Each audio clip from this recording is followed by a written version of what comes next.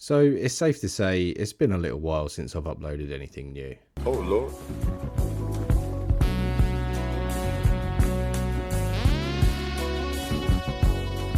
And all I can do is apologise about that and just say thanks for sticking with me. I do, however, have a pretty reasonable excuse, so we'll get into that later on in the video. But for now, I'm going to show you how I made a pretty cool looking diorama base for this guy.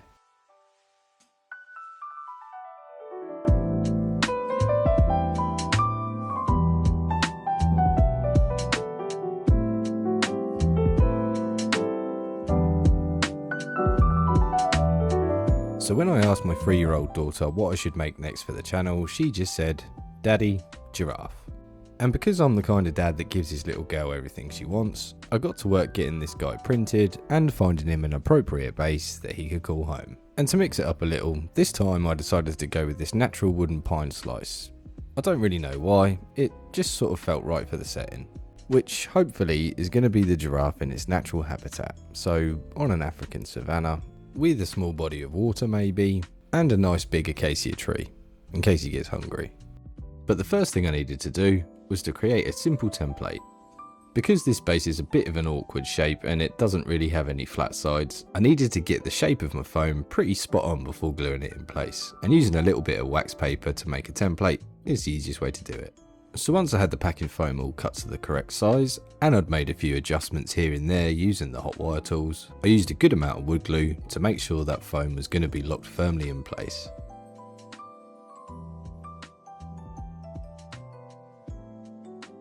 And at this point, I also decided I wasn't overly happy with the area at the front, so I glued in an offcut of foam just to give it a little more height and allowing for a chance to add a little more texture. And as usual, the next step is to use the heat gun to melt some of the foam to give us that more rugged, natural look. And with my basic landforms in place, that meant the next step was to make sure everything was sealed and protected. And anyone who's a regular here on the channel knows that that means sculptor mold. The sculptor mold is going to give the entire piece a nice protective layer, almost like a crust, and that's going to protect the foam against things like resin and paint and the thinners when we come to applying them down the line. And at the same time, if you hadn't already guessed, it's sculptable, so we can add different textures and smooth areas out where we want water and leave it a little more rough where we want things like riverbanks and undergrowth. And because I decided that this part of the diorama is probably going to be like the edge of a watering hole, maybe, it's probably going to be pretty muddy. So I removed a little bit of material with some tweezers just to create some divots that I can fill with resin. Hopefully this is going to make the piece look just a bit more interesting when viewing it from the front. And after about 24 hours, once it was all dry, I could move on to priming the base with some black gesso. I decided against an airbrush this time and went for a normal brush just because I want to try and keep that natural wooden look around the edges. Then it was time to start adding a few layers of texture, starting with some crackle paste, more specifically some Agrelin Earth from Citadel. This paint's going to crack as it dries and leave us hopefully with a really cool looking cracked earth effect. I apply it in a pretty ununiform way. I leave it thicker in some areas than others. Hopefully this is going to be the difference between some larger and thinner cracks, and that should leave us with a pretty convincing look. Then it was time to move on to the next layer of texture, and that's going to be trying to create some nice fine earth effects, and it's as easy as applying a layer of matte Mod Podge all over the piece and then sprinkling over a fine layer of risotto rice. No, wait, tile grout. And once I had good even coverage, I could then come in and add some more texture with a wide soft brush. And once I was happy with the look, I just needed to lock everything in place with some of AK's gravel and sand fixer. The small riverbank sections were going to need something a little thicker than the tile grout, so it was onto AK's dark earth texture paste.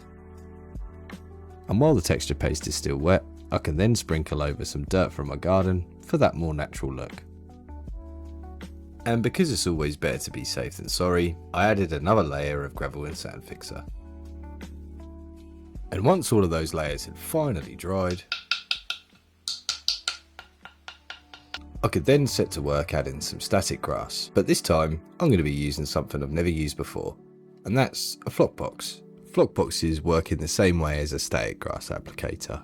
An electrostatic charge is created on the plate using a 9-volt battery, which causes any grass fibres placed on the plate to then become statically charged. And bearing that in mind, please make sure you don't touch the plate when you turn it on. So the next step before applying any static grass was to get down a layer of matte Mod Podge, making sure to only put it in the areas that you want the grass to stick. Then it's just a case of introducing your preferred static grass, I think I went for 2mm in this case, before switching it on and introducing the piece and making sure all of those fibres stick in the right place. And then it's really just a case of repeating those steps and adding a few more layers on top of each other until you get your desired look. I think I ended up with about 5 or 6 different layers in total, all with different sizes and lengths, and I think that's one of the key benefits of having a flock box over an applicator. A higher percentage of the fibres actually make it into the glue, leaving you with a really nice lush thick grass look. And for all you wargamers out there, I'm sure this bit of kit would come in really handy for making some custom grass tufts. But once I was finally happy with the look, I made sure to lock everything in place with some matte clear coat. And as usual, I like to add a few extra details before I apply some paint, so in this case it was just some more dried natural roots. And after a final check, just to make sure I was happy with everything and the way this piece was going, I could then apply some primer. And because I was feeling particularly lazy this time round, I decided to try something new and use this leather brown primer from the Army Painter.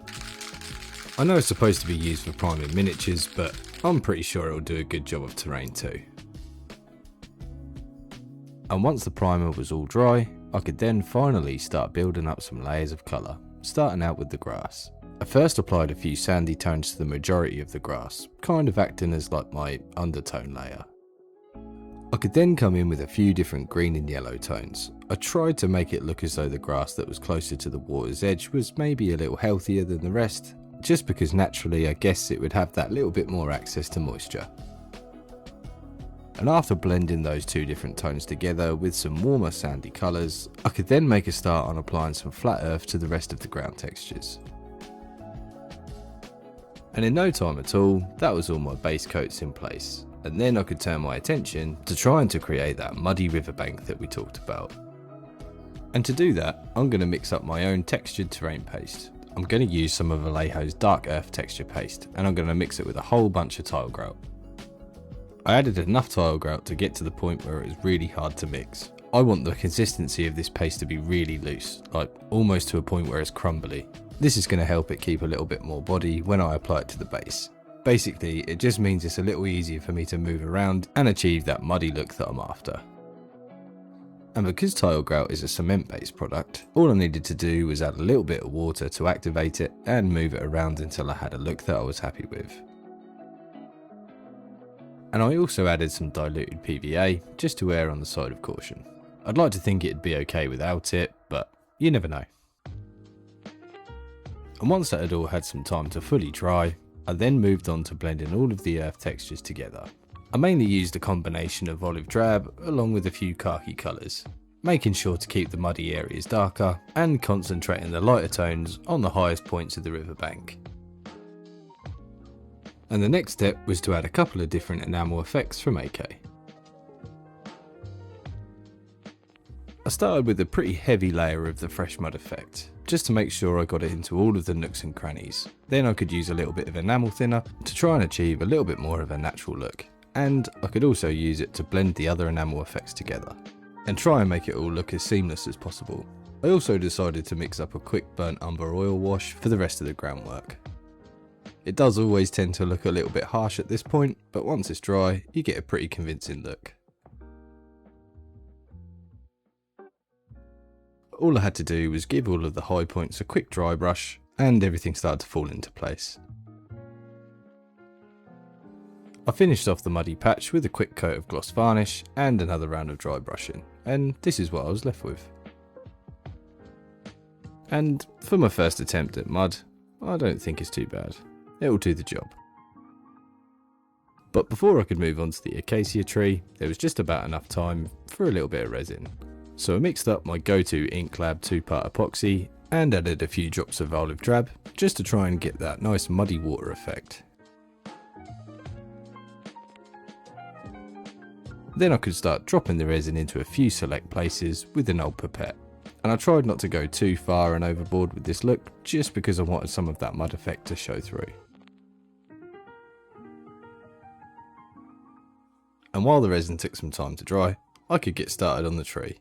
I'm going to be putting this tree together in a very similar fashion to how I've done trees in the past. I'm just going to use some natural twigs to try and build a tree armature to get a sort of rough look of what I'm after. It doesn't have to be perfect.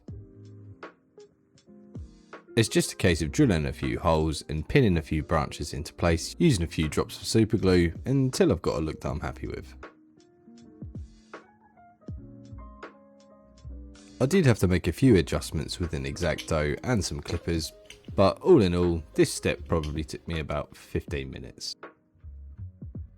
Then it was all about trying to improve the look of the tree at this scale and just add a few extra details. And this was pretty easy to do by using some milliput to add some added texture, along with some tile grout and a little bit more of that crackle paste. And once that had all had enough time to dry, we were left with some pretty cool looking bark textures that were ready for some paint. But before we move on to paint, there's still one thing missing, and that's the canopy. And again, this is another easy step, especially when you're using one of my favourite materials for tree branches, and that's sea foam. All I had to do was pick and cut a few appropriately shaped pieces and use some super glue along with some activator to tack them in place. And in no time at all, we're left with something that's starting to resemble an acacia tree.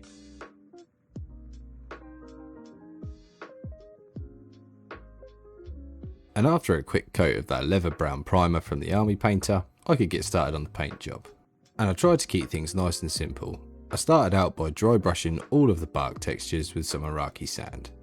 Then I could introduce a few enamel washes. I mainly used some Starship streaking grime from AK for the majority of the bark texture, but I also added a little bit of burnt umber and a little bit of black pin wash just to mix things up a little bit. Then all this got blended together with some more enamel thinners. And finally, the last thing to do with the tree was add some greenery, using these scale leaves. I used a few sprays of that matte clear coat we used earlier, just to hold the leaves in place. Again, this is a pretty simple way of doing things, but it should be pretty effective at getting the job done. Especially after I've added a highlighting layer with some bright green scale leaves. And that was the tree just about finished.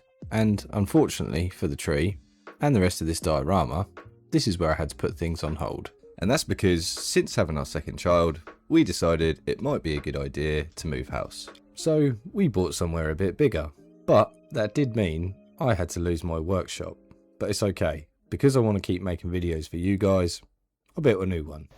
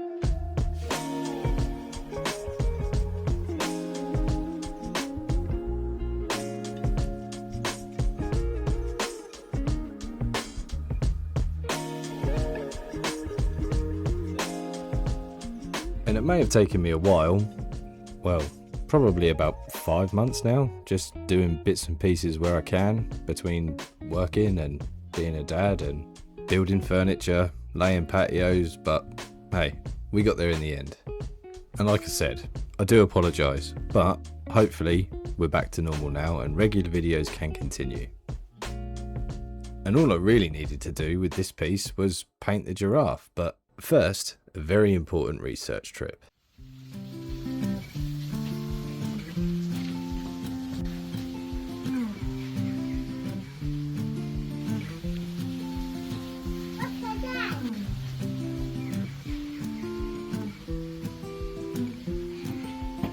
See you next time.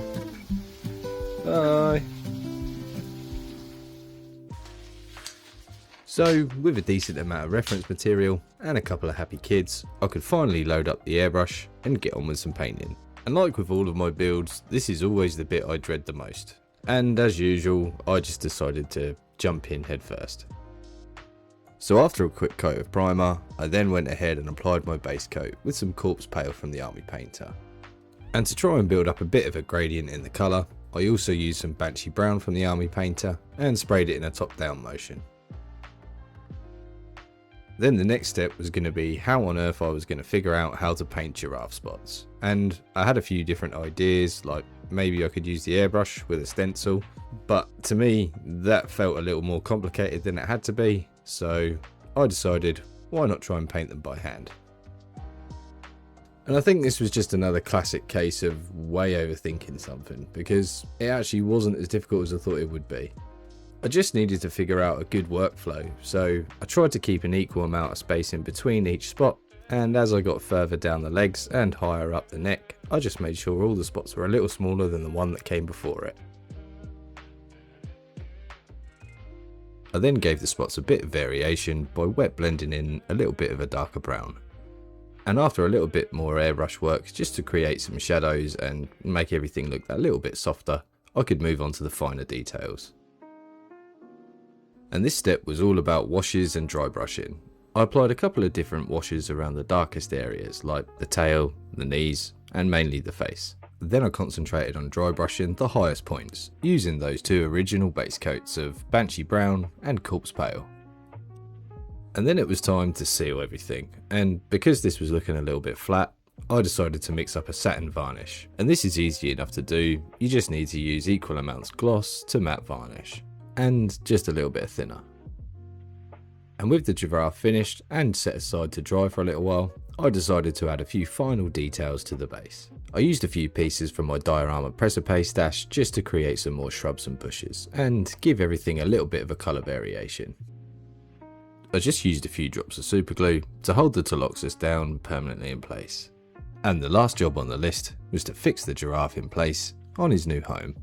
And after waiting for 7 months, I think there was finally enough time for a few glamour shots.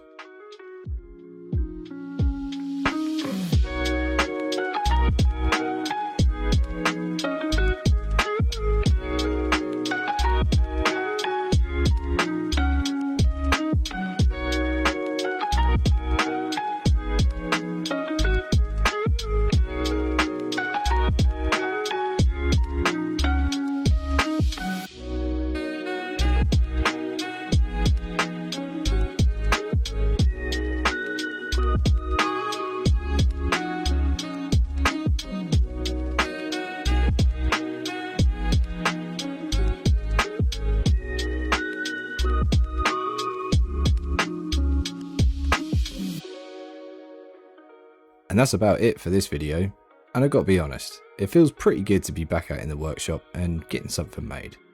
If you got any ideas for what I should build next, let me know in the comments, I'd genuinely love to hear from you. But in the meantime, I just want to say thanks for sticking around, and I'll see you in the next one.